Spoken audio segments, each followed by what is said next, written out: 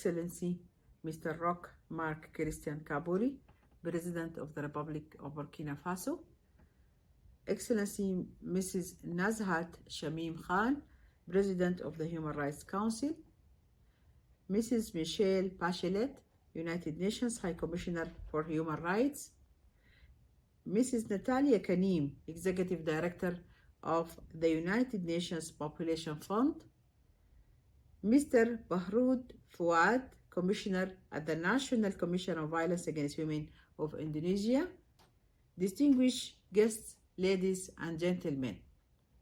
On behalf of the African Union Commission, I thank you for this opportunity to be part of this important gathering. The human rights nexus, particularly as we seek to significantly enhance political accountability.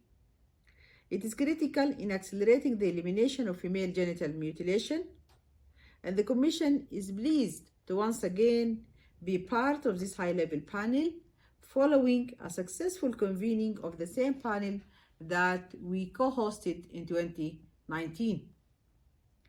FGM elimination remains an important area of work for the Commission.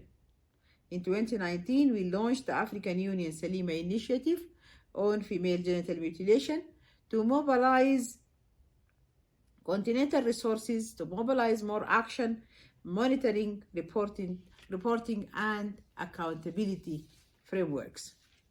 Furthermore, African Union heads of states and government designated His Excellency President Kaburi of Burkina Faso as a champion on the elimination of female genital mutilation in Africa. The Commission now has a program in place that garnered more political will, more visibility and interest from the stakeholders and partners who are investing to unlock girls' and women's potential for the Africa we want. Excellencies, ladies and gentlemen, the African Union Assembly Decision 737 of 2019 requested the African Union Commission to implement the Harmful Practices Accountability Framework, facilitating wide-scale monitoring and reporting, working within existing structures and processes of the African Union. The Commission is currently designing this important technical and legal guidance for its member states.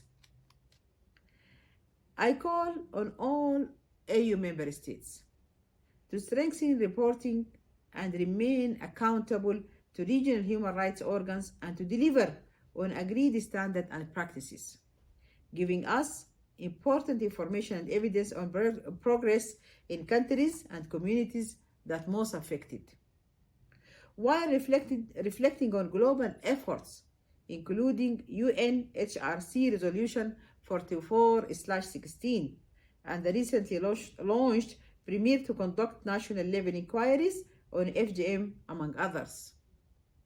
The Commission will look to expand on policy and political action, strengthen partnerships, and continue to grow and expand work that mobilizes member states to deliver on commitments to end gender-based violence and to assure girls' and women's human rights. Excellencies, ladies and gentlemen, the African Union Commission comparative advantage is in its convening power and its legislative and policy platforms, and facilitating stakeholders' engagement from across the 55 member states in executing this mandate to transform lives and to transform communities and prospects of the African continent. Investments such as the Spotlight Initiative Africa Regional Program are lending critical capacity support needed for us to move forward with ending gender-based violence, harmful practices, and strengthening human rights action and taking a center stage.